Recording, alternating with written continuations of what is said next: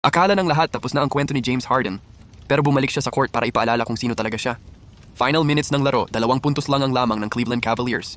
Nakabitin ang buong season ng Detroit Pistons. Isang pagkakamali lang tapos na lahat. Nakuha ni Harden ang bola, katapat si Harris. Walang pag-aalinlangan, walang takot. Bigla siyang sumabog papasok ng lane, tapos boom! Signature step back jumper. Parang bumalik ang panahon sa 2018. Swish.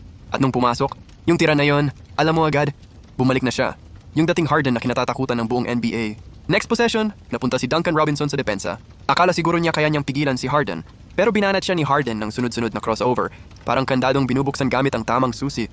Basag agad ang depensa, pasok sa pintura, floater. Cash na naman, tahimik ang arena ng ilang segundo. Ramdam mo yung kaba, tapos dumating yung pinakamatinding tira. Left wing. Harris ulit ang bantay. Between the legs. Rhythm dribble. Parang huminto ang oras. Step back 3. Beat up. Splash. Panalo.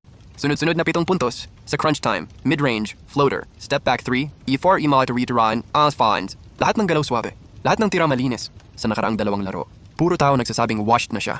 Matanda na. At masakit ng panoorin. Pero walang nagtanong kay Harden kung sumuko na ba siya.